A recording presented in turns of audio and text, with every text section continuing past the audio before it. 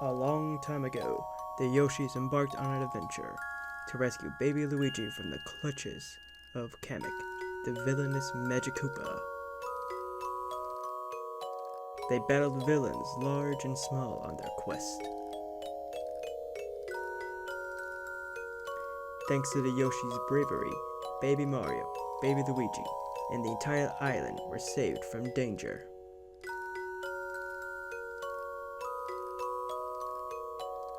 Once again, peace reigned on Yoshi's Island until one day.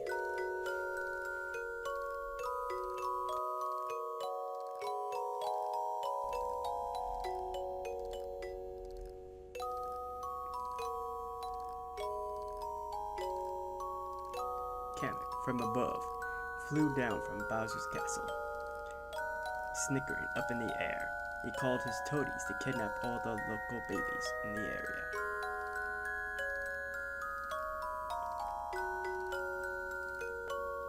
Once all collected, he assembled all the toadies to one area and yelled, "Go after the more important ones. Baby Mario, Baby Peach, Baby Luigi, and Baby DK all get kidnapped as well."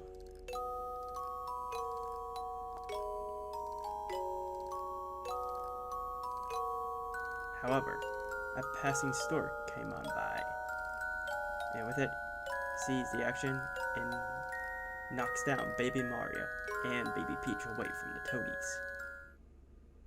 Thus begins the adventure of Yoshi's Island DS. Hello everybody, welcome to my playthrough of Yoshi's Island DS.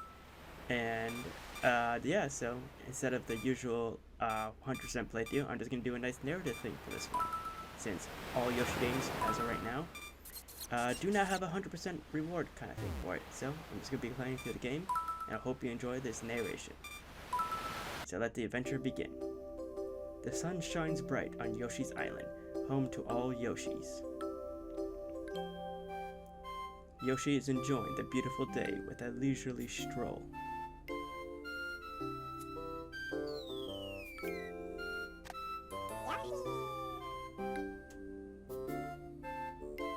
Down comes Baby Mario and Baby Peach. Suddenly, out of nowhere, some babies drop out of the sky. Miraculously, the babies appear to be just fine. One of the babies looked very familiar to Yoshi.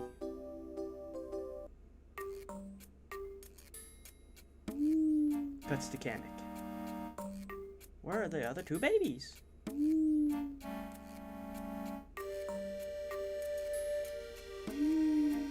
Great, he's stuck with the worst one. He calls over his toadies. Where are the missing kids? Now where did those brats go? Ah! Incompetent fools!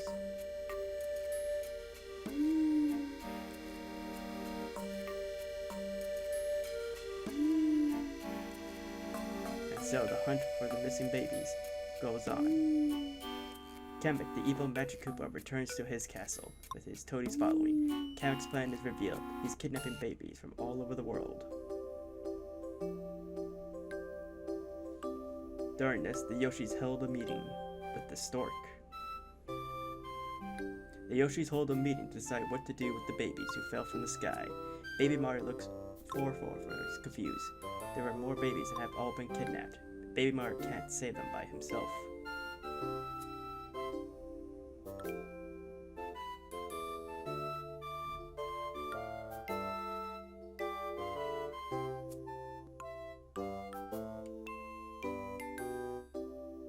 Once again, the Yoshi clan decides to save the day. This time, the stork is coming with them too. A new journey begins. Can the Yoshis and the babies save Baby Luigi? We will find out now. However, I will say though, this does have one of the most important lores and story in any Yoshi game. So sit back and relax as I unravel this tale of Yoshi's Island DS. Now once again, Yoshi is acquainted with Baby Mario. He goes all throughout the land with him once again. However, once upon entering the first little isle, let's start things journey off by explaining that Yoshi once again accompanies Baby Mario through the lands. And unlike before, Yoshi has a sudden burst of speed now, Baby Mario. He can run a lot faster with him on his back. As Yoshi goes up and down these floral fields, into the caverns and above in the skies, he defeats all the enemies he sees nearby, and explores to his heart's content. Because as we all know, Yoshi isn't just there just to assist in Baby Mario. He's also there to make himself and as well as everyone else as happy as he can be. But with that, first green Yoshi makes his pass along to Pink Yoshi. Pink Yoshi explores the land, and suddenly there's some new interesting blocks here. Seems like these blocks have a letter M on it. Pink Yoshi doesn't mind this for now. And once again, after traveling through all these areas, some brand new machineries and everything starts popping all over the island. A lot more Ferris wheels are here. The clouds and the winged clouds are in much more higher up, hard to reach places, and new enemies sprout out of the ground just out of everywhere. Not only that, there seems to be a nice little minigame house here now. And Yoshi here, competitive as always, keeps trying until he gets a nice, better high score. By that, Pink Yoshi passes along the journey over to the Blue Yoshi. And Blue Yoshi gets the worst end of the deal, because right away he's encountered with a big tippy tap. And these ones are way more dangerous and controlled than the last time. They're destroying the whole area, forcing Blue Yoshi to run as fast as he can in the beginning, and take shelter in a cave. Within the cave, Blue Yoshi finds so much riches and enemies, so many enemies, but with riches to spare. He continues forward throughout the cave, finding mysterious paths that only someone with enough speed can get through. Thankfully, Yoshi's athleticism is nothing to scoff at. Yoshi's speed and determination, as well as their ingenuity with their ground pounds, allow them to traverse this area with ease and find all the nice little secrets to eventually find a pipe where Yoshi meets a brand new friend. That's right, and this new friend of his carries him into his pouch, and they ride the sunset together to a very familiar tune. And with that new friend allowing Yoshi to enjoy the sunset up there, he continues back down and explores the rest of the cave to pass along to the next Yellow Yoshi. Now, Yellow Yoshi has an arduous task ahead of him. He comes upon a fortress within the path. And like last time, to take hold to Kamek's more fearsome foes. Nevertheless, Yellow Yoshi goes in without hesitation and makes his way through the castle. But he's very careful not to land in the lava, because as we know, Yoshis cannot stand the heat that much. Now, even though these castles are nothing new, as well as the enemies inside, what is new is just how many nooks and crannies are hidden way above him. Luckily, Yoshi, with his amazing throwing arms and his eggs, is able to see and hit all the targets from a far off distance. Nothing's gonna stop this Yoshi, except maybe Kamek here. If it isn't the Killjoy Yoshi, you're always trying to ruin my fun, but not this time. Bird Brothers, crush this overgrown lizard! And just like last time, Kamek uses his magic, but this time increasing one enemy, he increases 2 birds. However, the birds are still no match for Yoshi. They're still just as easily as defeatable. And unbeknownst to Kamek, there's a nice little flower right here, spouting eggs for Yoshi, making this boss fight quite a joke. And with that, the fortress has been defeated, and Yoshi and Baby Mario proceed. And thus, Yellow Yoshi passes on, Baby Mario over to Purple Yoshi. And after traveling along a little bit, a mysterious sign appears. Thus reveals the importance of the stork following Yoshi this whole time. That even though the stork has been following Yoshi since he left on his adventures, he just now decides to grant us a little stop sign here.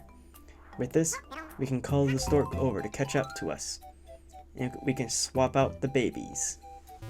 That's right, Baby Mario and Baby Peach can now be swapped over. And what this does has allowed Yoshi some brand new abilities with the babies.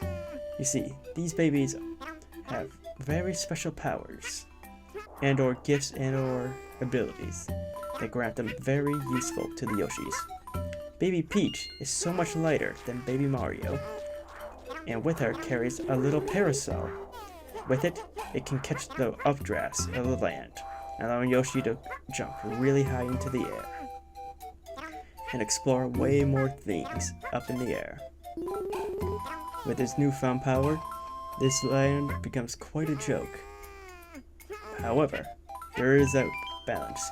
You see, Baby Peach, she doesn't know how to handle Yoshi when he's going fast. Yoshi, fearing Baby Peach will fall off, will not run with her, forcing Yoshi to just take a nice little fast stroll throughout the lands. Luckily, this area right here is just filled with treasures and secrets hiding way above. So, even without the need of running, Yoshi is still able to maneuver this land really well. And with that, passes on to the next Yoshi.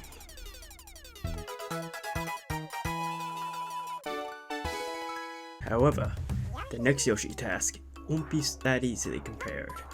Orange Yoshi, now with Princess Peach in hand, must now be able to maneuver both Baby Mario and Baby Peach in order to ride the winds right up, as well as switching over for Baby Mario to hit these blocks. The Yoshis are quite clever little creatures. They aren't so easily deterred. Even though there's tons of backtracking in order to find all the nooks and crannies of this area, Yoshis are very determined to sniff out every kind of clue in every kind of area. And once more, once we continue further, you come back to very familiar foes. Both the baseball catchers and batters are here.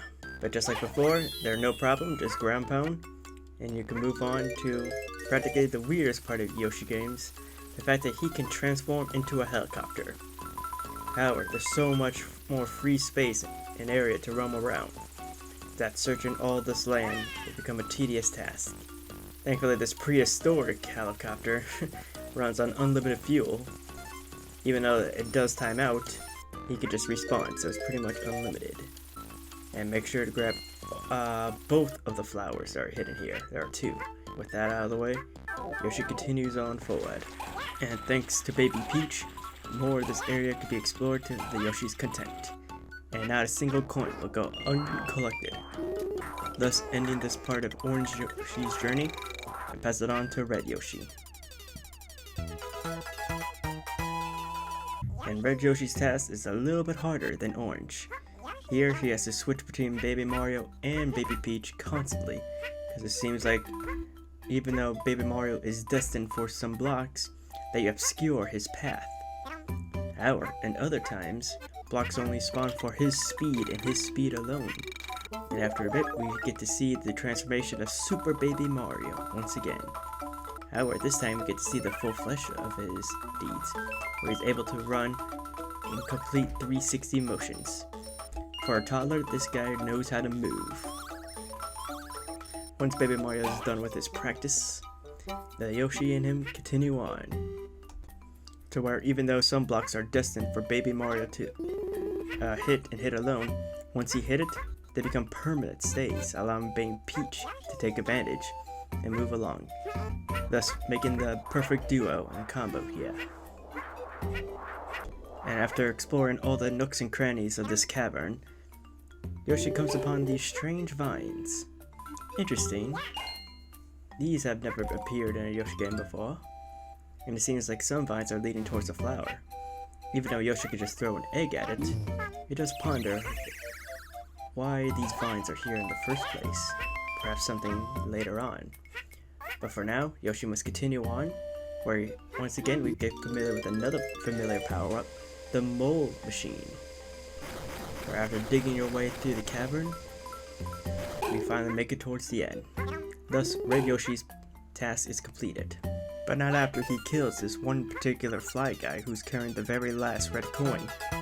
That will piss you off and force you to replay the whole level if you don't have the right aiming.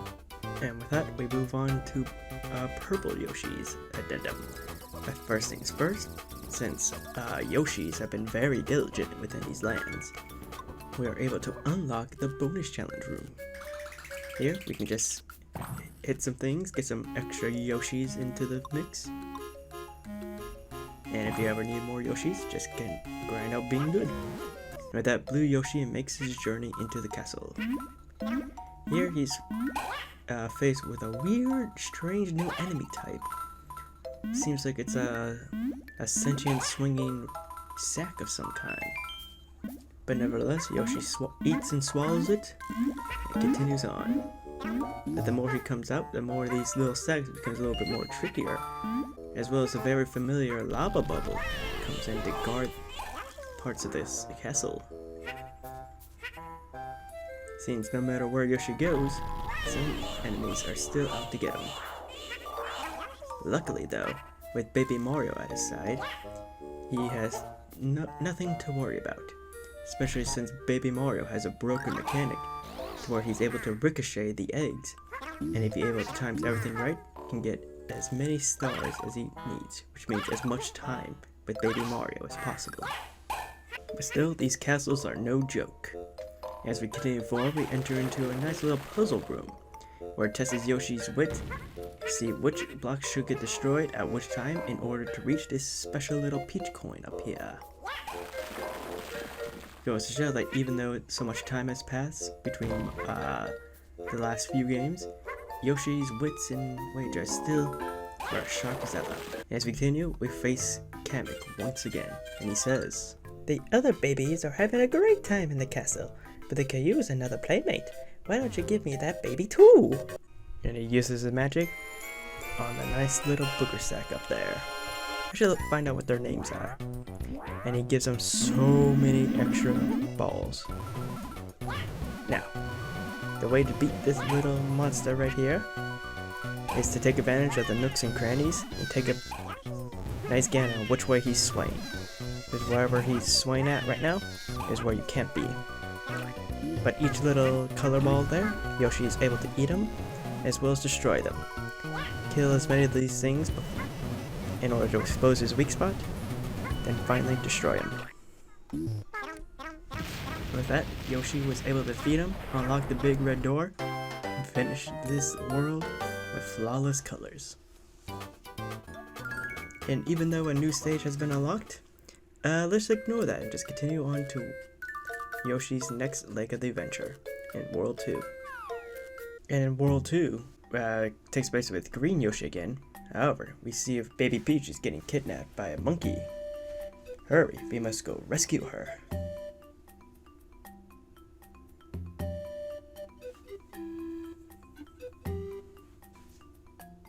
And out of nowhere, a giant ape lands on Yoshi.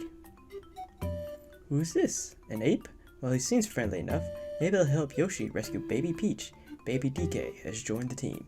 Now let's go rescue Baby Peach. Use Baby DK's jungle sway to climb vines and swing on cue. Baby DK is king of the jungle. He has tons of power as well as a ton of skill. As you can see, with him, we're able to transfer these vines with ease. However, because he's an ape, he weighs a lot more than the average kid. So Yoshi won't be able to move as fast, both in the air nor in the ground. However, that comes with no problem, because now with Baby DK on deck, Yoshi's throwing abilities have become way more fast, becomes bigger, faster, and stronger as well, with even some explosions here and there too. This goes to show how much potential these babies have, especially when paired with Yoshi. And with Baby DK on here, Green Yoshi is very easily able to traverse this whole jungle and be able to rescue Baby Peach from that little monkey at the end. And just an post-game note, it is really dumb how you're unable to 100% each level the first time you play it. In a lot of cases, you actually have to play the level more than once in order to 100% it. For example, because this is the story-driven area, you're unable to switch off of Baby DK during this part. So, you're unable to get the Mario coin and or Peach coin hidden in this area until the end of the level and you come back. Which to me is a really dumb idea forcing you to replay levels if you miss something. Especially since in Yoshi games, the levels can take way longer than need to. But with that, I move on. And during your travels, even though the jungle is home to many fearsome foes, as well as having tons of blockade, DK, master of the jungle, is able to just powerhouse his way through them with his nice shoulder bash. Now this is interesting, because not only is this, even though DK is known to be an unstoppable force, he never really has a shoulder bash.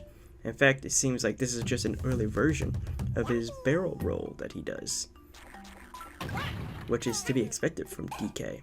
Seems like even from the very beginning, he was destined to be an awesome platforming god. And with that newfound technique and strategy, the jungle is just a giant cakewalk for DK and Yoshi. And with DK's immense strength, able to tackle all of them down. Phew, Baby Peach is back. Now let's get back to the adventure. And with that, Pink Yoshi picks off where Green Yoshi has left off. Where immediately after the jungle, everyone's thrown into an underground maze. Huh, crazy how we just came from a jungle into a maze. That's the one criticism I will say about this game, is that even though there's tons of worlds, there's no like overall theming to them. They just put you in location after location.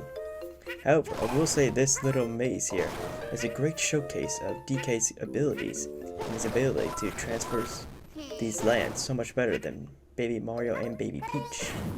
He isn't just a powerhouse, he's also great work at maneuvering whenever he needs to.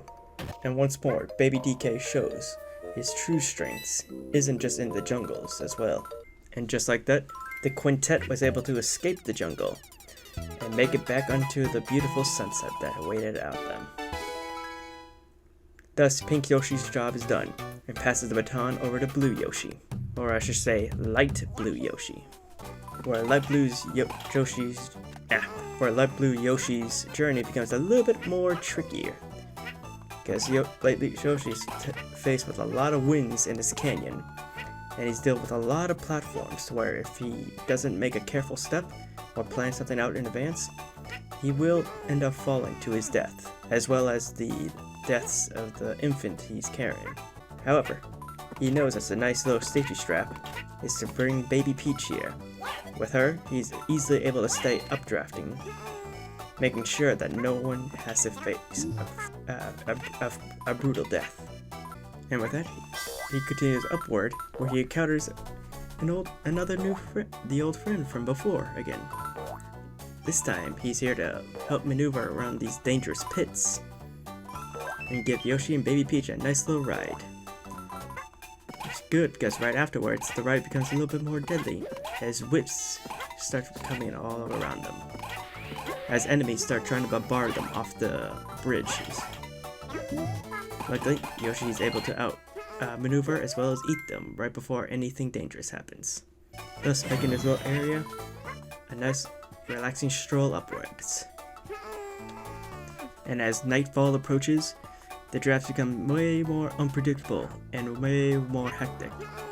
However, Yoshi was able to find a nice little cloud thing that helped draft him all the way to the next areas. Thus, Light Blue Yoshi's job is done, and passes the baton over to Yellow Yoshi. And Yellow Yoshi has the more daunting task of trying to infiltrate the new fortress around here. Now, the enemies within this fortress are way more unique than last time. Now they seem like they're able to make piranha plants that fly in the air now, that have no roots and there's just a mouth. Very intriguing. And we meet our good old friends, these rotating platforms.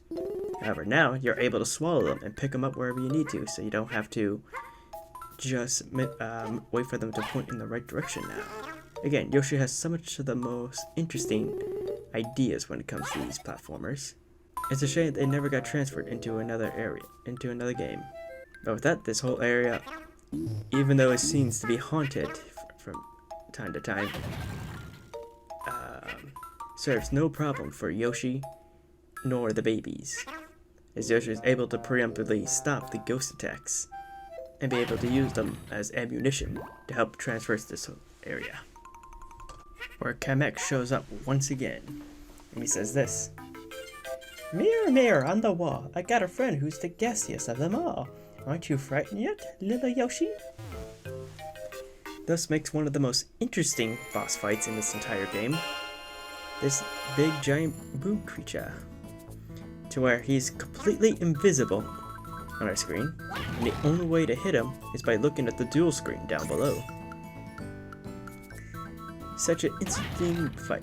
It's too bad he just moves so slow, to where it's not even a problem for Yoshi nor baby DK. And even though chunks of the mirror get shattered, it still doesn't even help in the slightest. And with that, baby Yoshi and baby DK have defeated the ghost, and is able to move on from this haunted place with flawless colors. And thus, yellow Yoshi's job is done, and passes the baton over to purple Yoshi, to where purple Yoshi has a way more better experience in this little area, to where he's faced with these nice little trampoline guys, who are permanently stuck on this area, who are very passive and are able to jump right off of them, thus allowing Yoshi to enjoy a nice climb upwards and downwards. The only difficulty this Yoshi has to face were these brand new little ox creatures here, who seem to be very angry and rampaging at anything that comes close to them. Luckily, because they're still blinded by rage, you can easily guide them right off an edge, thus preventing them from ever coming near you again. And after traversing and dodging all these enemies, purple Yoshi's job is completed. Thus we hand the baton over to the next Yoshi. But I will make a note that it seems really weird to how this world started off us in the jungle, but now it seems like most of these levels are taking place up in the sky and on hilltops. So at this point it kind of feels like there shouldn't even be a jungle. And after all that, he passes the baton over to Orange Yoshi, where he has the most frustrating job of them all. He's the first one to deal with an auto-scroller. Seems like the land is trying to devour him, so if he doesn't move out pretty fast, he's gonna miss out on all the secrets as well as all the ways to exit this land. And even though this feels like just a giant pace breaker, and even though this land seems really small and condensed and can be done within 30 seconds, he feels the need to continue on this guided path and transform as much as he can. Even though some secrets are really BS and require split timings to grab. But nevertheless, Orange Yoshi prevails, and he passes the baton over to the next one. Over to Red Yoshi. To where, once again, after the mountainous climb, we end up in a swampy jungle area now, to where we fight against a very familiar foe and an unfamiliar foe. But not unfamiliar to us, but familiar to the ape, to the king of the jungle himself. Seems like claptraps are flying all over this place, and they're trying to get in our way here and there, because DK is now with us. It even seems like at a very young age, when it comes to crocodiles and alligators, DK is always gonna have some sort of issue with them. But even though with this newborn rivalry at hand, DK and Yoshi were able to traverse this underground swampy maze with pretty much ease, even though these piranha plants hanging from the ceilings try to impede their progress multiple times. I make our way over to Blue Yoshi over here, to where Blue Yoshi's task is to finally infiltrate the castle here. And even though we were just in a mountain and in a jungle area, this capital seems to be more swamp-like than all the others, as well as having so many interesting forced paths that force Blue Yoshi to use his noggin in order to not only traverse this area, but to find all the secrets here. Which is a difficult task since enemies are literally lurking all over this place, even within the walls, as well as hiding so many traps. However, despite this, Blue Yoshi was able to transform this area with pretty much ease, and not only that, but uncover all the secrets here as well. and makes his way over to Kamek at the very end.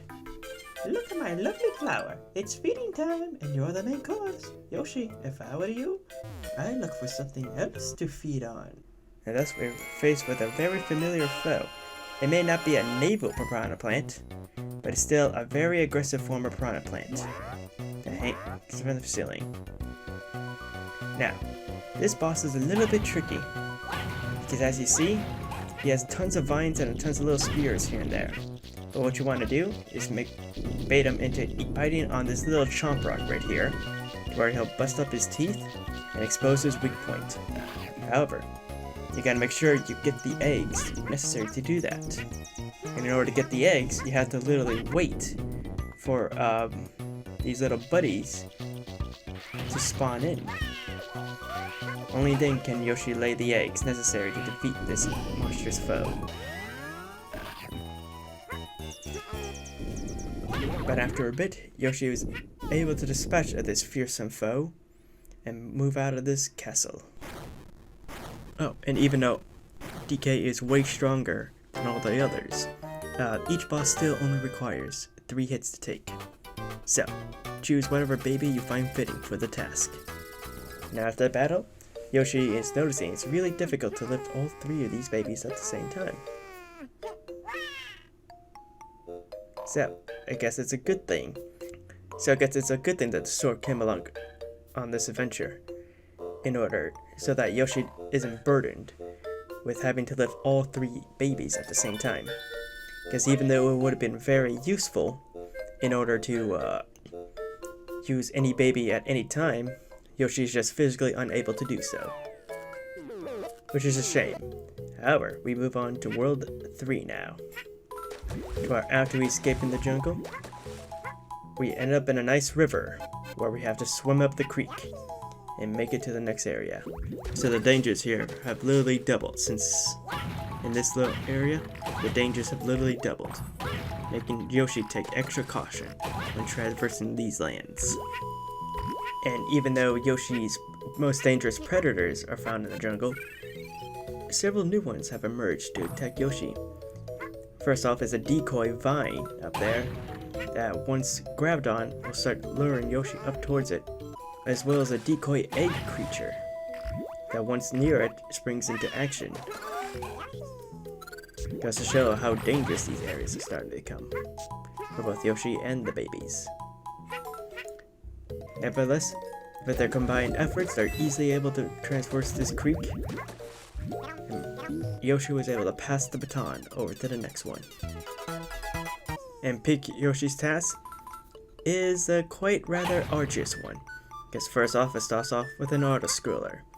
And as we make it through this rivery isle, we see that Shy Guys have been infesting this area.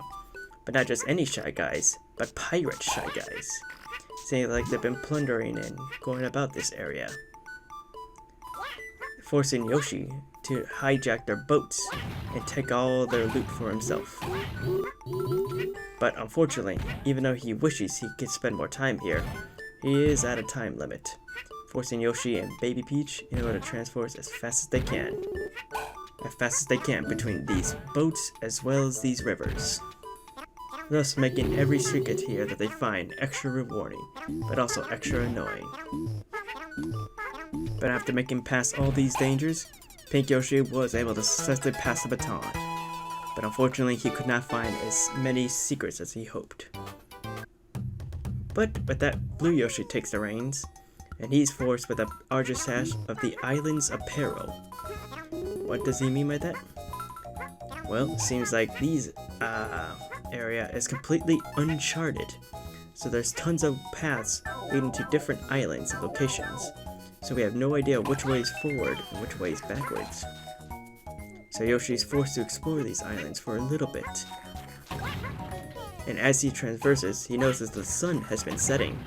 Seems like Yoshi and the babies have been traveling for a really long time, and it seems like the only way forward is to go back to the ship and take some shelter. And as he takes shelter, there's the other Yoshi waiting. Thus Yoshi was able to pass the baton. Luckily, this Yoshi was able to traverse all these islands and find all their loot on it. Thus, making this journey not a complete waste of effort. But with that, the next Yoshi takes the reins. The next Yoshi was able to take the reins as night falls, and the storm starts coming in. Now it's up to Yellow Yoshi to explore this dangerous boat during this massive storm here, in order to keep the baby safe. After exploring the ship, a lot of familiar foes have been emerging. Seems like those weird booger enemies have also hijacked it here, as well as a lot of Koopa Troopas and Paratroopers here. Seems like the Shy Guy pirates have been working in tandem with the Koopa King himself, and if not, at least with the Koopa King's army, as all these creatures are loyal to him. However, exploring the boat and dispatching with all these enemies, he is eventually able to find the mastermind behind it, and even confront Kamek for another time. Where Kamek says, "You just don't know when to quit, do you? Too bad for you. When Bessie Bass finishes with you, it'll be nothing but fish food." Yep, and once again, Kamek uses his magic. But this time, not only does he make this whole fish really big, but he starts a giant flooding within the ship. Luckily, it will never reach the surface. However, tons of pirates and tons of people are starting to fall down. And the only way to actually deal with this fish is wait for him to surface, jump out, and hit him in midair. And even though his big ass mouth blocks a lot of the bullets, it's still possible to hit him. Do this a few times and Yellow Yoshi will prevail. However, even after this boss was defeated, it wasn't a total victory. Because as we saw, the whole ship is going down under. What's all this? A flash thunderstorm? The sky just turned black and started pouring water down on us. Then a giant tidal wave came in and washed away Yoshi and the babies and the stork. A huge wave swallows us whole. Oh no! And thus, with the Yoshi separated, it was up to Purple Yoshi to find his way towards a cavern.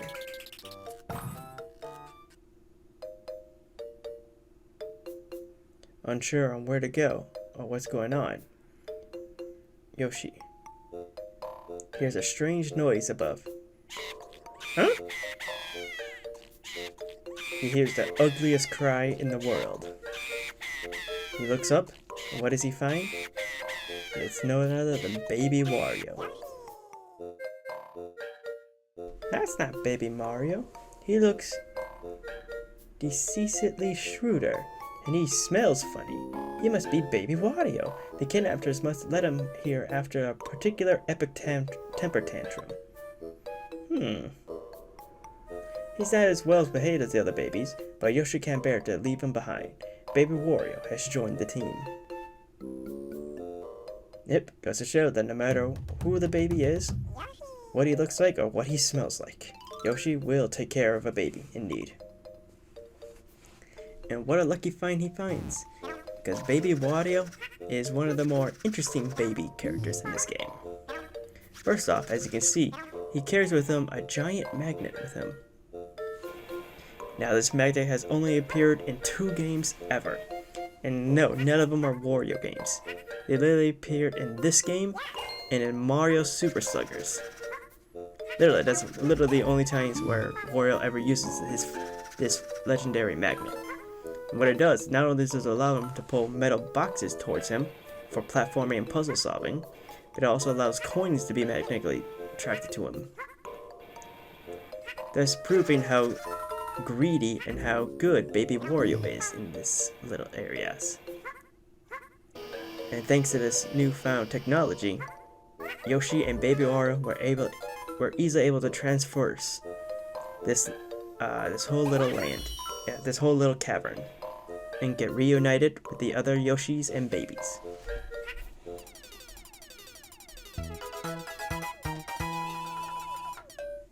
So that's where they went. Thanks to the stork, everyone is safe. Now that's everyone accounted for, let's return on to the adventure. And thus the baton is passed from Purple Yoshi over to Orange Yoshi, where he's able to fully utilize Baby Wario's new magnet on these specific magnetic platforms. Yep, that's right. He's not just good for moving boxes and getting coins, he's also able to pull these platforms down, and thanks to momentum and them forcing to stay where they were, it allows Yoshi to get a nice little momentum boost jump in order to jump up higher than usual. And thus, these two continue on their adventure throughout this jungle. And throughout the jungle, Yoshi notices that Baby Wario has the same little function as Baby Mario, where he too is able to ricochet the eggs. Really, only he and Mario are able to do this incredible feat so far.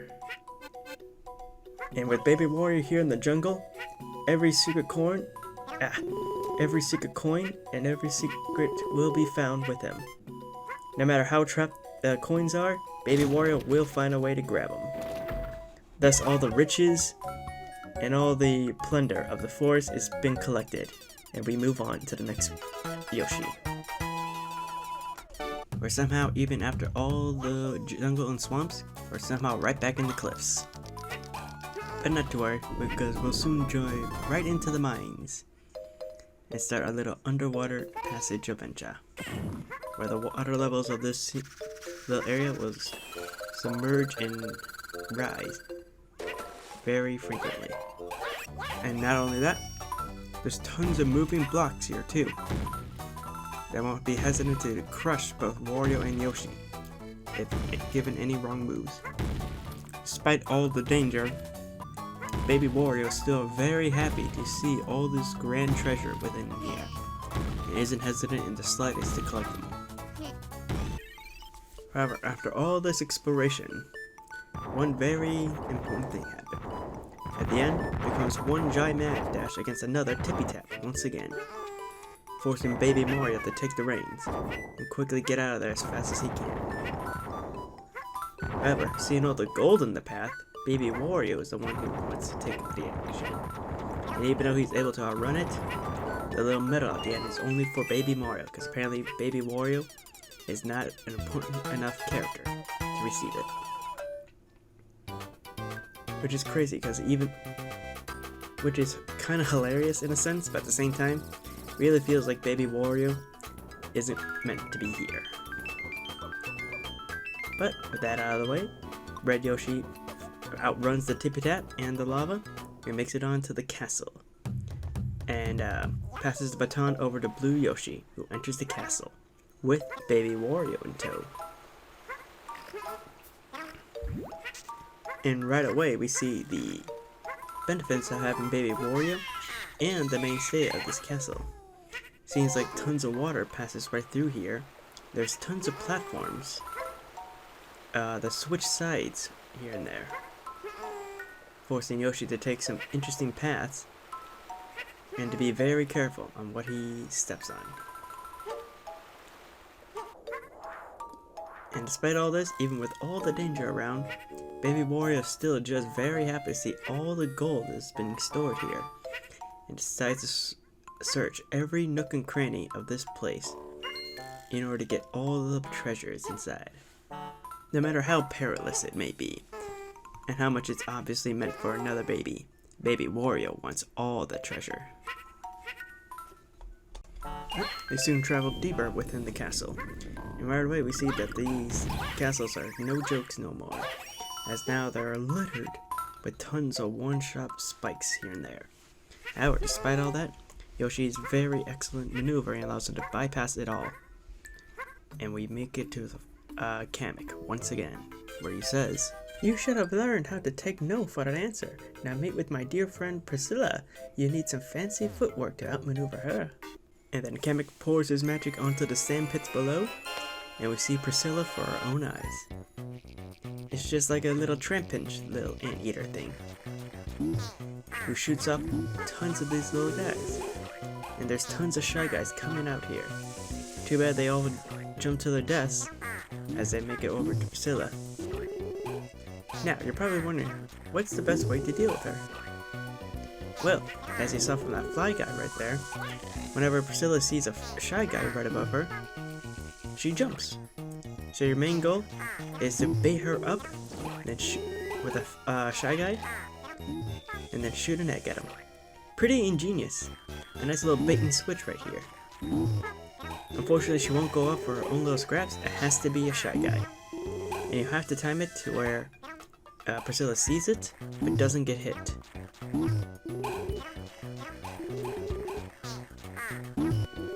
And that's the trickiest part of it. But with that trial and error, Yoshi's able to easily outmaneuver this little thing, thus completing Blue Yoshi's story, or Blue Yoshi's journey. And a quite interesting development happens after this boss fight. Because even though we rescued Baby Wario, obsessed with treasures as usual, Baby Wario demands to stay behind. And so Baby Wario jumps down and joins the little bandits down below, because he sees each of them are hoarding treasures. Since this is the path that Baby Wario wants to take. Will his greed finally be the end of him? Well, clearly not, because we see him alive and well in multiple games. But with that, yep, Baby Wario is no longer part of the team. He's only existent for those 5 levels, pretty much. But that doesn't matter, as we make it on to World 4 now. The Rock and Fall Canyons. Now, this is where things really try to heat up in the Yoshi franchise here. Not only is it super hard to find secrets here now again, but now platforms are constantly falling down. And sometimes they can even block your path if you're not careful. However, there are some of them that don't fall. And the best way to make distinctions is if they have like colorful rocks on them, then they will not fall. However, if they are regular gray shaded, they will fall. Either with one step or with a ground pound. Either way, you gotta make extra sure where you step. That way you don't miss any secrets. Green Yoshi follows that example. He's able to find everything he can here. Even though with some of these rocks, feels like more like a puzzle than any kind of speed challenge. And as Yoshi continues, seems like more Bowser's troops are starting to show themselves. More Lakitus are starting to show up in the walls again, really impeding on Yoshi's falling rocks, as well as big chunky Shy Guys now. Luckily, once devoured, they become a nice giant AoE that's able to destroy all ground enemies. But that's not least of our worries, as we continue forward, the Whiffs comes back, and these annoying creatures are all over this area, making traversing and exploring a little bit more hazardous. So like I said, everything's pulling out all stops to impede Yoshi and his new cohorts on their progress. Luckily, our fellow heroes are too strong and vile for all this, so they're easily able to make it all the way to the end and continue on. Next comes the Yoshi player's most recognizable hazard, the falling rock vertical platforming section. Yep, in this game, and this one is way more brutal than it's ever been. One wrong step or one more wrong prediction read up there can spell doom for Yoshi and the babies. Luckily, Yoshi's too smart and agile to get trapped by these things, and even able to get as many red coins as they can. And thus Green Yoshi's job is all done. Thus, Pink Yoshi's job begins. Alright, Pink Yoshi's job is heading up towards the mountainside, and this mountainside is home to a lot of old minecarts here. Possibly a reference to the DK's old past scenes. Or maybe it's just like a nice culmination of everything. Since DK is here, minecarts have always been known to be around his area, so why not Yoshi's and or Mario's as well? Very interesting things to think of for it. Now that we know that all these characters are pretty close together, or not close together I should say, but close to Yoshi's Island. Anyway, this whole area is infested with tippy taps. Luckily, Yoshi is able to use the minecarts to his advantage and just run over them as much as he can. However, Yoshi does have to stop to get off the carts every now and then to fully explore this whole area, just to make sure that nothing gets left behind. And after going through the rails and having a nice pleasant experience with them, Pink Yoshi managed to pass on the baton over to the next Yoshi, the light blue Yoshi. Now, light blue Yoshi is a little bit more difficult, because even though they're still really high up and the sun is starting to set, but they still have to travel all throughout the clouds in order to make to their next destination. And they gotta make sure they do this before sundown. That way they don't travel through all these tight platforms and these hard to see clouds at night. However, to his surprise, the clouds are filled to the brim with tons of enemies, and tons of clouds are on such a guided path that forces Yoshi to think outside the box. Luckily, some clouds are extremely buoyant and are able to propel Yoshi up in the air. However, strict timing and perfect platforming is required for this Yoshi in order to fully make it through all the clouds, as well as find all the secrets hidden within. Alright, and after making through that, Blue Yoshi's journey is not done yet, because now he's going through a very perilous thing. Nightfall has begun, which means the path that he goes is very limited, so he goes on a very set path he can only see right in front of him. However, tons of little seedlings, as well as a Lakitu up above, is tormenting this Blue Yoshi, forcing him to really quickly maneuver to go as fast as he can throughout this whole area. That way, neither him nor the babies get any harm. And with that all said and done, Blue Yoshi's job is done. And so the next Yoshi's turn, and thus hands the baton over to Yellow Yoshi. And Yellow Yoshi's job again is to go through another castle. And it seems like this castle has to deal with more lava. However, there's also these special keys within this castle. It seems like this castle is home to special number balls that need to get placed in very specific areas in order for the path to be opened up. Luckily, these 8 balls are no different from Yoshi's eggs, so they're able to follow around. Yoshi's able to follow around and use them in any way, shape, or form for him. And it seems like Yoshi needs to get all the keys to these balls, numbers 1, 2, and 3, to unlock this door. And each ball has their own set of traps waiting to cause the end of both Yoshi and the babies. Luckily, with Yoshi's skills as well as the babies now in no hand, Yoshi is very easily able to outmaneuver all the traps with both ease and agility.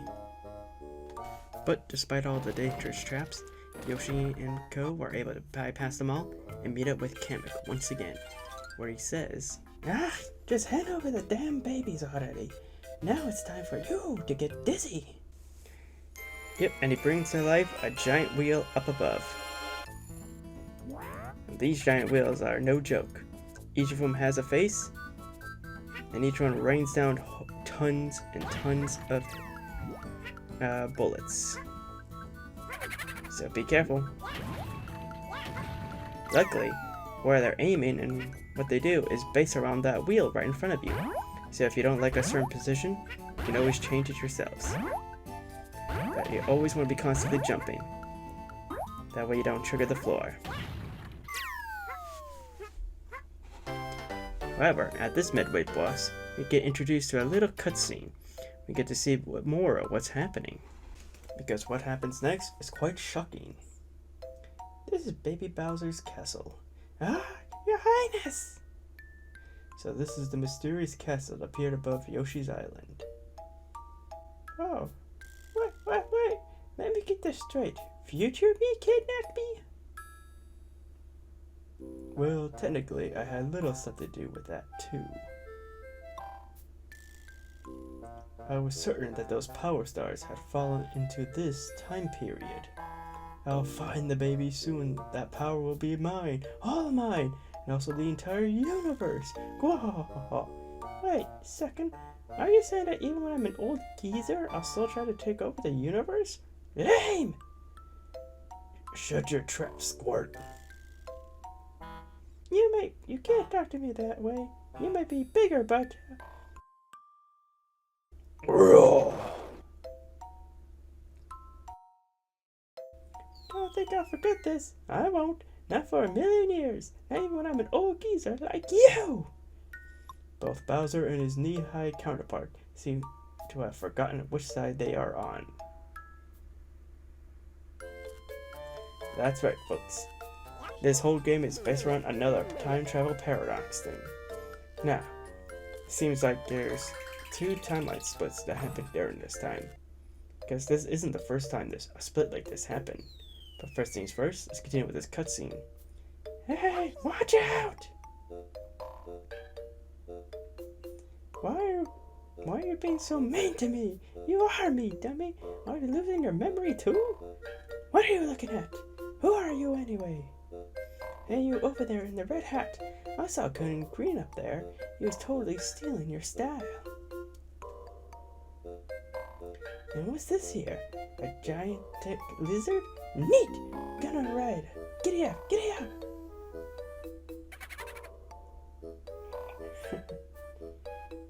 And just like that, Baby Bowser and Yoshi teamed up in these little counterpart. Whee! This is pretty fun. I'm gonna hang out with you guys for a while. Baby Bowser has joined this team. Are you sure this is a good idea? You can almost see the sinister plan hatching in his little green head. Yep, and that's right.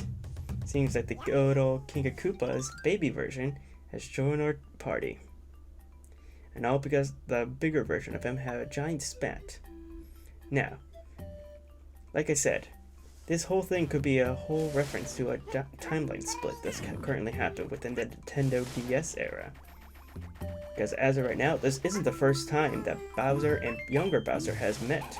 They actually met before and or after, back in Mario and Luigi Partners in Time, a DS game that came out. They introduced both Baby Mario and Baby Luigi to their older counterparts as well as Bowser and his little buddy. And what's interesting is that their very first interactions in that game were quite similar. Because they're both villains, they always tend to butt heads and have different opinions. But in that game, they teamed up for a bit to destroy Mario and Luigi.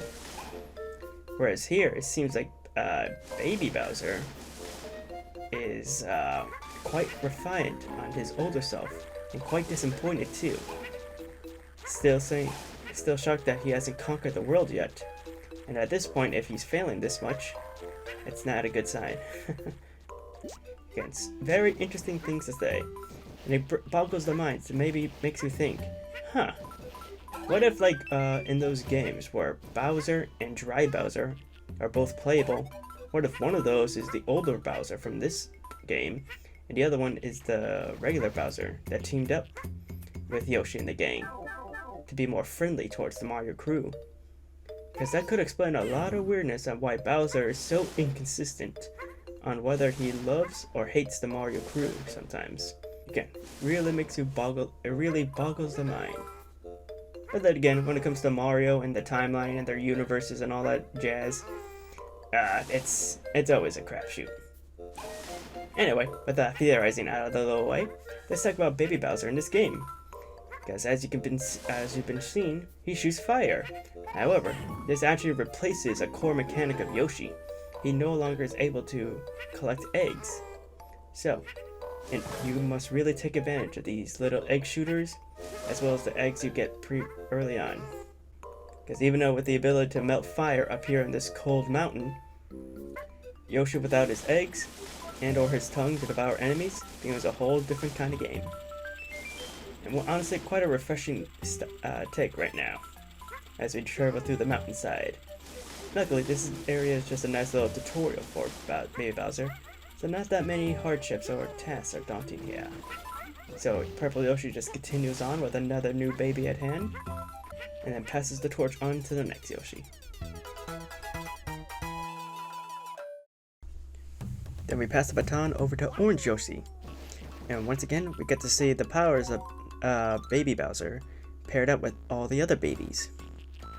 Seems like in this icicle mountain up here, Bowser's powers are super useful in order to conquer all these very slippery and bumpy enemies.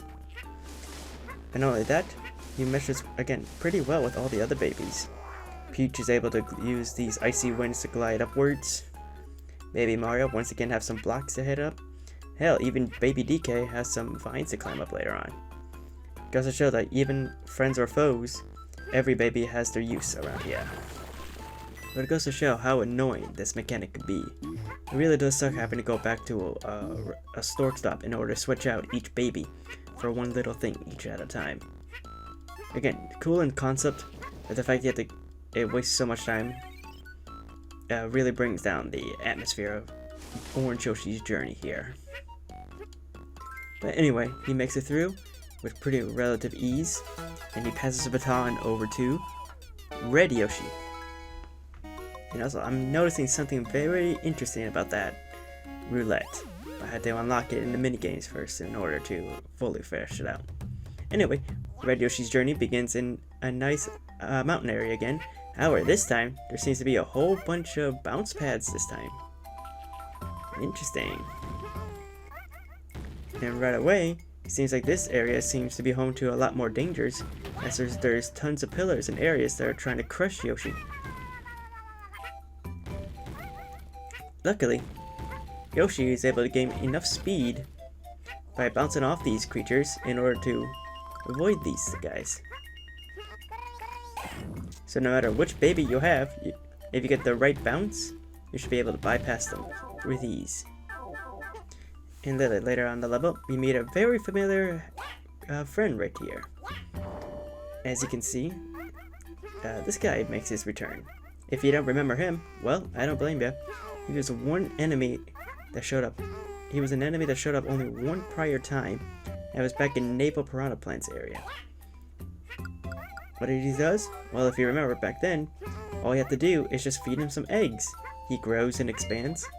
Again, if you don't remember, don't worry, because he died relatively fast. But now his mechanic is actually more fleshed out here. Now, when you feed him eggs, not only will he get bigger, but he also allows us to reach areas that we normally can't. However, be careful, because in this area they also give you some plump, fat shy guys. And these guys cannot eat the fat guys, so just make a note of that before you throw those eggs towards them. But use them up and get to these secrets up here. And thus, Red Yoshi continues on his journey.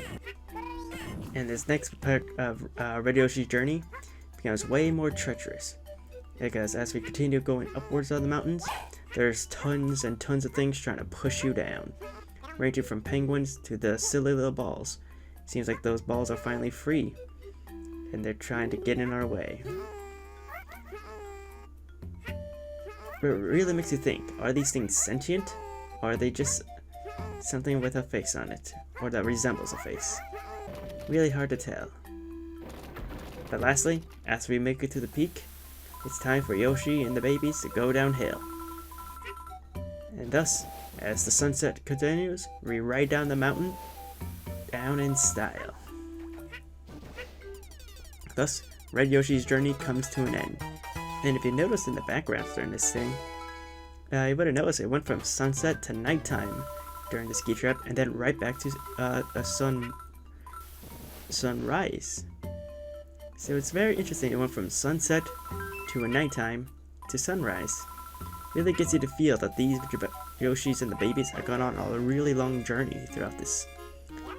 Perhaps days, weeks, maybe even months. But it's very cool like how they put that in the background on some levels.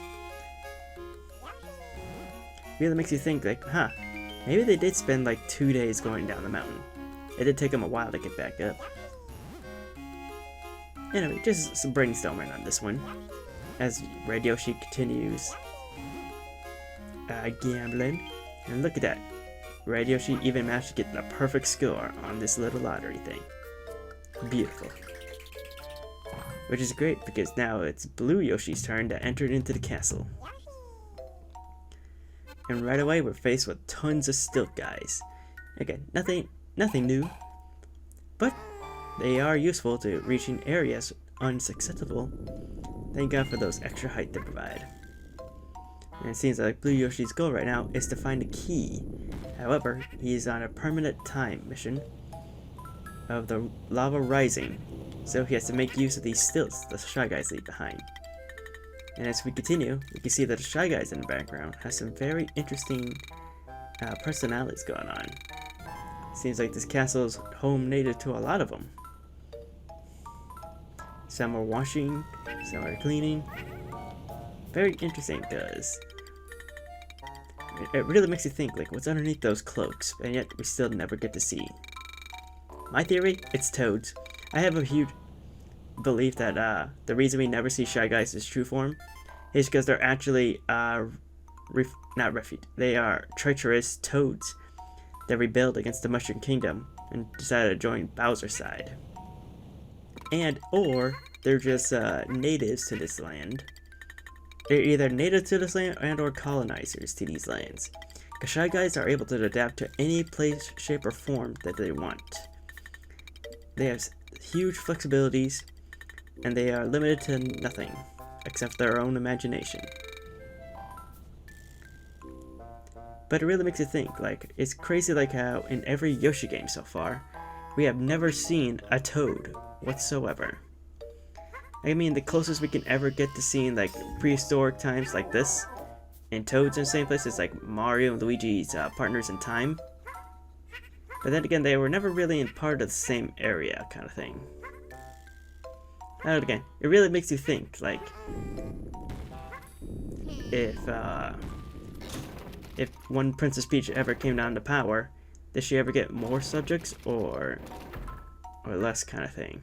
Again, food for thought.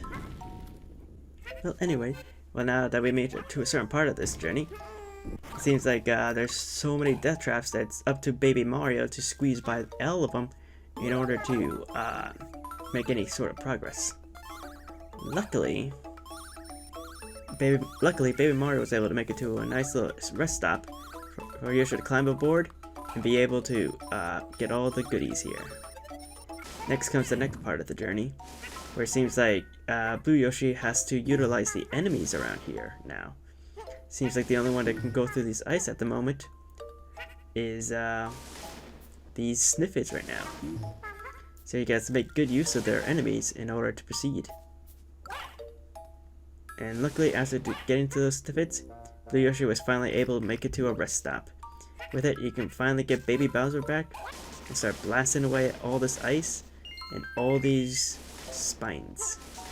Oh god, it's gonna be a bit.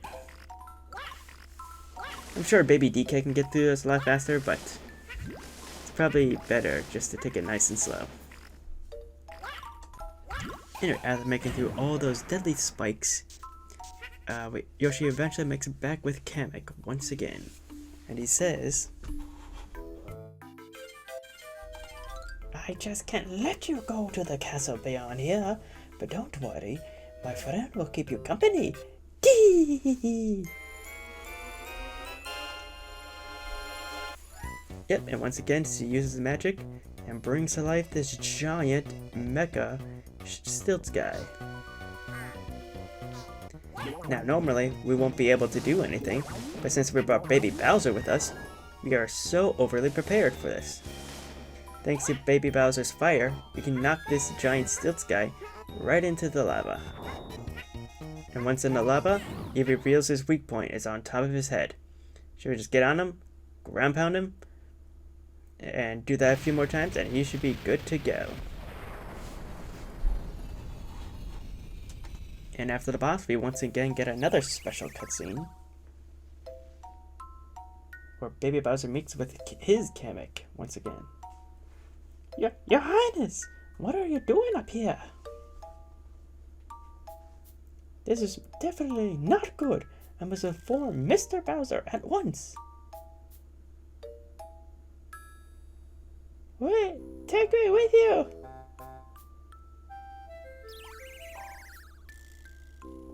And just like that, Baby Bowser has vanished.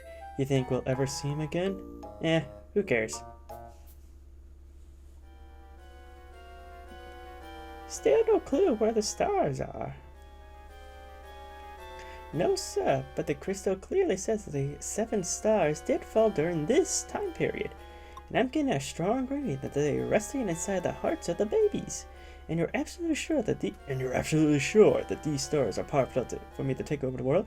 No doubt about it, sir. The babies are called star children. They each possess extraordinary power. And once they're in your royal hands, sir, the world is yours. Look into my crystal ball. Any star child will have it hovering over their head. No, none of these stupid kids have stars.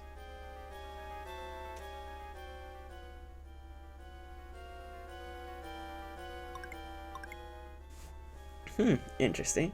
So that's the whole reason for this game. Bowser went back in time in order to get the stars from these star children. And it seems like Kamek has a means of figuring out who does and doesn't have one thanks to his crystal ball. And it does seem like Baby Bowser no longer wants to be part of our party. So lots of things are developing here. So there's lots of lore happening right now. But more importantly, I have figured out how to win at this roulette wheel. Because just like in the previous game, there is a way to figure out when the roulette you should stop on. However, the developers knew that we figured it out last time. So this time, they decided to be a little sneaky. Take a look at this specific area right here. See how sometimes the light flashes on this? That's right. Every so often, that light on there will not flash because that's the exact moment you need to actually stop. Press A in order to get the ×2, or ×3 I should say. So if you're able to stop there every single time, you should be able to win every single time. So just make sure you're really good at timing it, and you should be able to get infinite lives at this point. And now the baton is passed over to Green Yoshi here in World 5. And right away we get introduced with an auto-scroller. How grand. However, even though this is an auto-scroller, it has it's the busiest and most dangerous one of them all so far. Because as you can see, the chain chomps, or I should say the chomps, are set free and they're roaming across this area with tons of deadly intermissions, destroying the land, terraforming the land, and making travel here very hazardous. Luckily for Yoshi though, they have Princess Peach with them, and once chain chomps destroy parts of the land, it creates updrafts hidden within the land, allowing Peach and Yoshi to survive this area.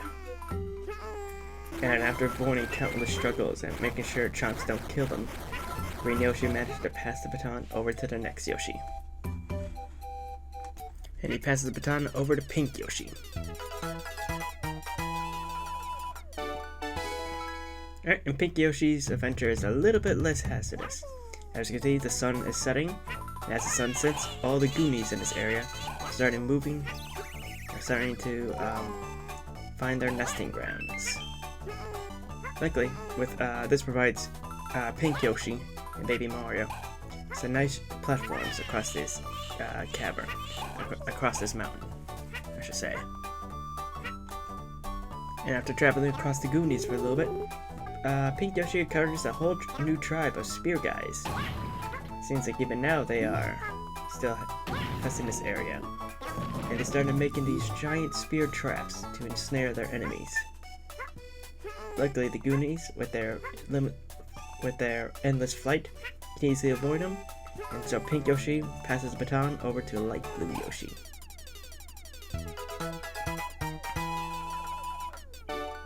And Light Blue Yoshi's goal? Well, he finds the tribe of the spear guys over here. And what an interesting tribe they have. Seems like these ones are way more well prepared to deal with trespassers, as well as taking up leisure activities, as most of them are just dancing around. I will note this right here. I will break this flow of the story for a little bit. That I tried 100% this game, in this level in particular. Like, I don't think anyone has made a comprehensive guide for this game, As I tried to 100% all this at one point, and all the guides that I found, they all had this level incorrectly done. They always missed some red coins somewhere, and I feel like a lot of them just didn't even try. It's actually crazy how much they didn't try. And it goes on to this part right here. See that hidden door up there? That actually contains the very last red coins. But a lot of the guides that I found and looked up, they say that that door is optional. You don't need anything in it, which is a big lie. You actually do need to get up there. And to get up there is pretty hard and complex. You have to do this stuff with Baby Mario, and it's just really stupid that this game is out for a while, and just people who make professions on this kind of stuff, and they just don't even do it well. Just crazy. And the way to get up there is actually super complex. Because what you have to do is you have to take a regular spear guy and then upchuck him at this very specific location, and you'll notice he'll lose his spear. He just becomes a regular shy guy. Once he becomes a regular shy guy, you're supposed to jump off him to get that boosted double jump to make it all the way up there. Again, it takes a pretty niche mechanic to get up there, but still, it's still really stupid that a lot of guys just overlook that little area, even though it's pretty well hidden, even though it's in pretty plain sight. Anyway, I'm not rambling. Let's continue on. As Yoshi continues throughout the forest, he embarks on so many different paths he could take. There are the winds over there that grant some great treasures and secrets. And there's the heights over there where tons of shy guys are gathering. Yoshi, with Baby Peach, chooses to go to the glides for a little bit and find all the riches there.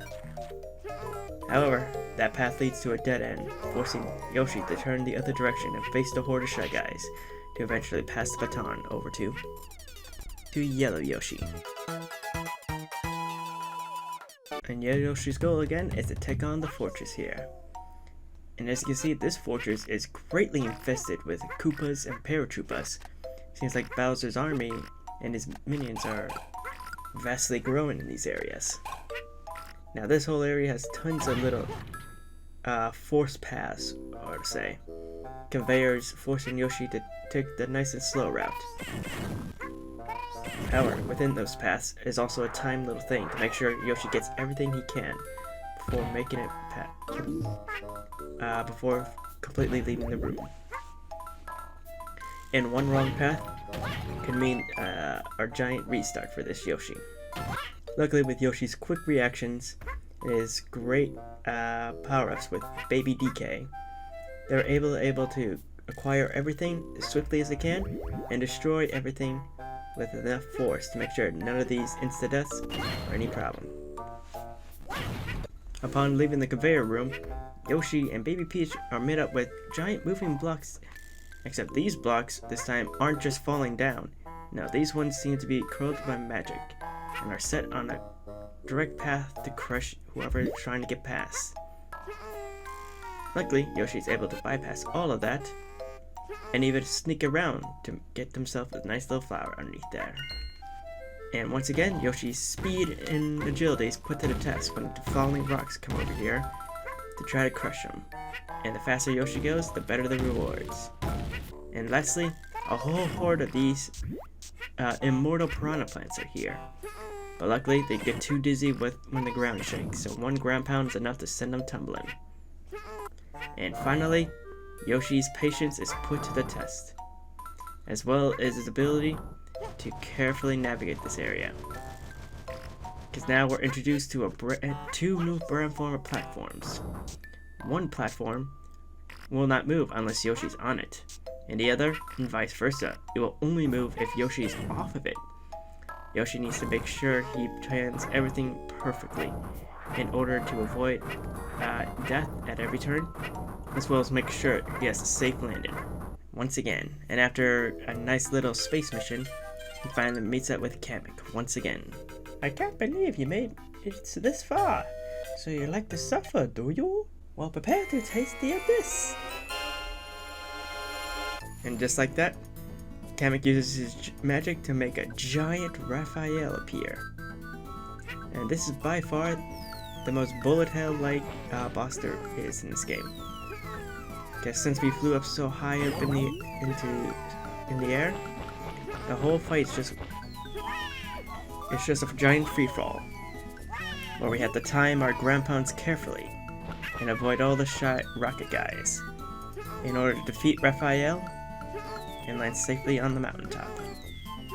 Now with that, Yellow Yoshi's job is done, and he deserves a nice long rest as he passes the baton over to Purple Yoshi. And once again, we get into the worst level of the game, an auto-scrolling cave level, where they throw in all the worst parts of the game here. But as you can see, the Goonies now have been replaced by skeletal Goonies. That's because there's no living Goonie that can survive this giant atmosphere, because this cave is infested with giant lava. And even though plant life is still able to thrive here, living things are very unlikely to do unless they're made of steel like these chomps here. But with all this, Yoshi has to carefully navigate through this whole cavern, making sure to collect everything, and making sure he has the right baby for the job, because one wrong misstep can lead to tons and tons of waiting. Believe me, tons of waiting. But I will also make a note that the only interesting thing about this entire level is this rock right here, because depending on which way you push it off this cliff here is where it'll spawn in a later part of the level. Again, that's the only interesting thing about this level. God auto scrolls suck so much. Anyway, Purple Yoshi passes the baton over to Orange Yoshi. And Orange Yoshi's job is actually one of the most tamest ones in this entire game.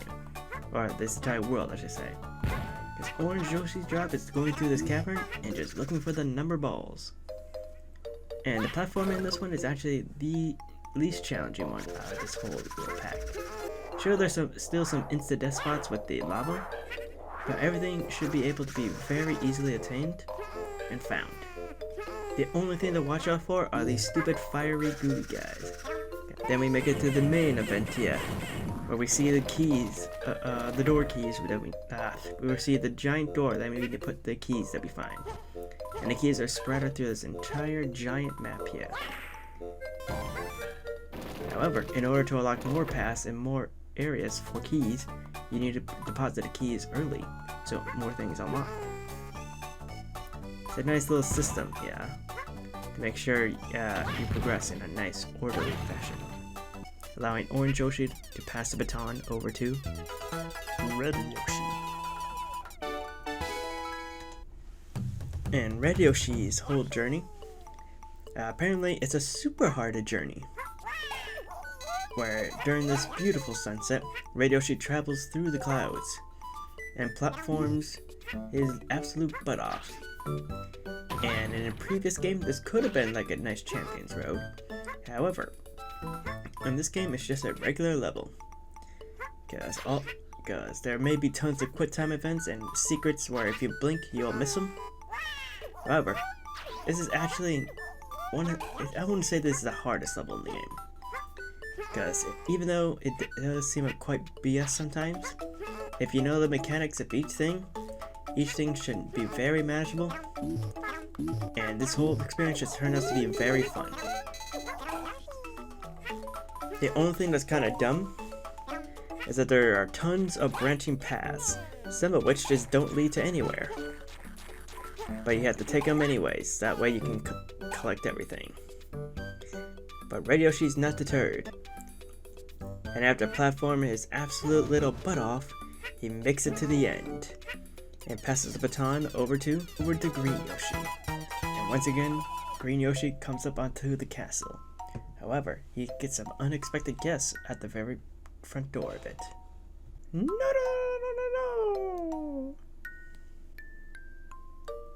Give it to me! It's mine! Give it back! Never! Huh? What are you doing here anyway? I know that you're thinking, you can't have the castle's treasure. It's mine when I grow up.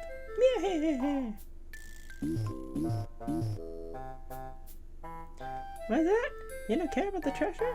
Oh, okay, fine then. You want to go in? Okay, sure, whatever. I'll go with you. But hands off my stuff, get it? Follow me. Baby Bowser and Baby Wario meet again at the entrance of the castle, and off the two tiny tyrants. This must be the last castle. One can only imagine what's inside. At last, we have made it to Bowser's castle. And here is where things get interesting. Once again, we get to start off with a giant horde of Goonies with their bombs. Seems like instead of just having Goonies fly around the castle, protecting it, Kamek gave each Goonie a nice big explosive to really deter any trespassers. And deter they do, because they are quite annoying. But that won't stop our heroes from entering the castle. And nor this little hut. To where they blast off to the entrance of the castle. Guess if you remember, the entrance of the castle is a sky castle, way up in the air. And I think this might be Bowser's canonical first sky castle, because that becomes like a giant mainstay in a lot of Mario games. Most notably in Mario and Luigi's Dream Team, where Bowser had a castle there. Hell, even in the newest Mario Kart World, he has a castle that's up in the sky. Seems like Bowser just got kicked off the land down there, and so he starts taking refuge up in the sky. Kinda hilarious if you think about it.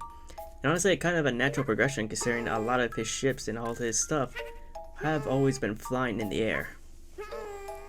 Very interesting to think about as we infiltrate it. And once again, Bowser's castle has many different paths you can take. However, it seems like each path is suited for a different child. So you know what, let's take over Baby Wario, since we haven't used them in such a long time, and go up the Baby Wario path with this metal platform up here. Now Baby Wario's path is just nothing but a bunch of metal puzzles that even a tiny little genius like him can solve. The most notable puzzle is this button one, where you want to try to push the metal block in the right place at the right time in order to hit the button, so that way you push the block down with the button all the way down, then jump on it to activate the path to go back up. And after clearing that puzzle, we finally make it to the entrance here, where once again Baby Bowser has a change of heart. Well, here we are. I don't see them here. Well, partying is such a sweet sound and all that other jazz, but I don't really need you anymore, so you better skedaddle. Why are you just standing there? I said scram! This castle is mine. I knew it, you are after my treasure. This is my castle. Did you hear me? Mine, no one else's. And once again, we fight Baby Bowser. And the way you fight him this time is way different from before. This time, Baby Bowser is just super acceptable to just an egg to the head. Since all the times he fell down has really weakened him at this point. So you just gotta make sure you just hit him with eggs 3 times, and he goes down real easily.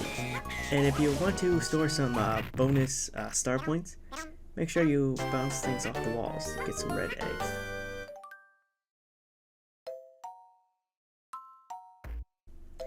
Just what are you doing to young Mr. Bowser? Allow me to help you, sir.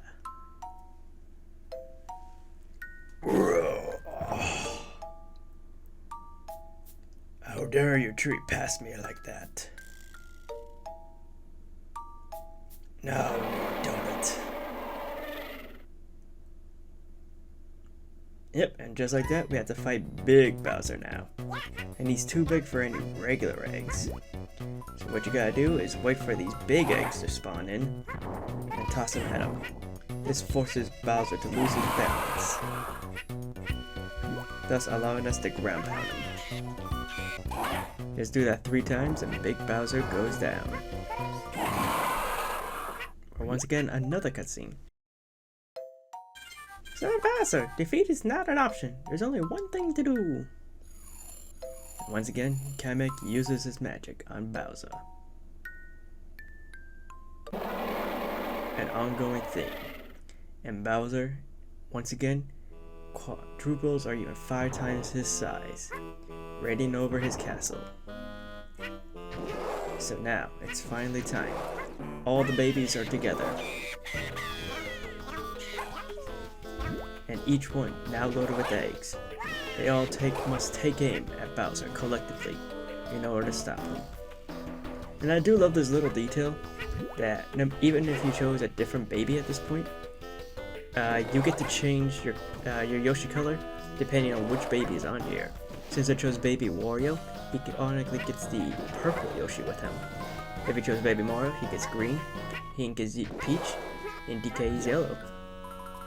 I do like how they changed the Yoshi colors in this fight to represent which baby you picked during the final boss. Once again, the Yoshis all collectively take aim and hit Bowser. Even though the aiming is very janky, they still manage to hit him with great aim. However, Bowser has a few tricks up his sleeve. Other than breathing massive fireballs, he's destroying his own castle and hurling the rubble towards us. It's like Bowser won't take defeat lightly. However, the Yoshis are too agile, too swift. Unable to hit him, Bowser tries to strengthen up his attacks, creating bigger rubble, launching bigger fireballs. But yet, the Yoshi's still too fast for him. Keeps hitting him with eggs, till finally, King Bowser goes down, and the babies have triumphed.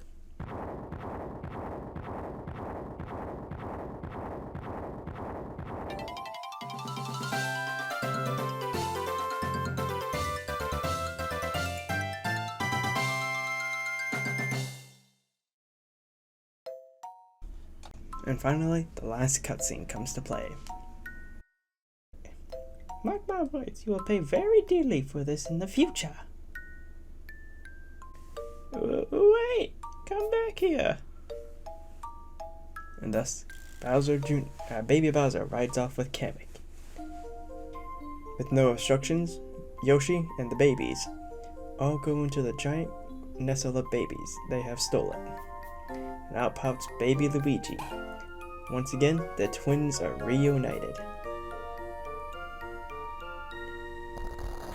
And as they leave, Bowser's castle loses flight and starts getting demolished from the sky.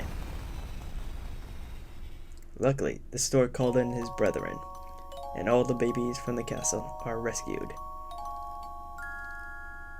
including Yoshi. The bravery of the Yoshis and the babies has once again saved the day. The storks will take the babies back to their homes. 3 cheers for Yoshi and the stork. Now let's go back home so these babies can sleep in their own cribs tonight.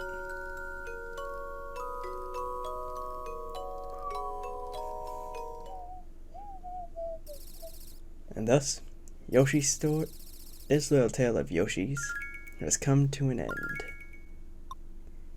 Now, this game was actually really, really good. As far as Yoshi games go, this is definitely one of the better ones that came out. It is really unfortunate that a lot of mechanics are tied to the babies themselves, and you can't freely choose within very specific areas to use their powers. However, despite all that, this has been one of the more interesting, challenging, and most beautiful Yoshi games I played. I really enjoyed the art style, the music was great, and it's finally cool to finally hear a lot of the songs from Yoshi's stages in Smash Bros. In an actual game. However, the story is not yet over, because as we see from the staff credits, some things happen with Yoshi and the gang during the ending here. As all the storks are bringing all the babies back home, something rather peculiar happens to a lot of them. As DK, Peach, and the twins get returned back home, Baby Wario instead gets to go live on Bowser's treasure that got marooned on a little shaft. either by this monkey or by Bowser himself. But it seems like these two are gonna have another feud. Yep, even as an infant, Wario is still seeking that bag. That kind of explains why Wario and Bowser will have beef in later series and in games. And finally, one last credit. A star shines above each baby's head, as Kamek has predicted. However, as we see from this illustration, Baby Mario, Baby Luigi, Baby Peach, Baby DK, Baby Wario, and even Baby Bowser all have one. But weren't there supposed to be 7? Wait a second, there are 6 babies, but weren't there 7 stars? Why, yes, there is. And it seems like as soon as this journey was over, the 7th star hero is born. Thus starts this Green Yoshi's lifelong partnership with the Mario twins, the princess, and even DK.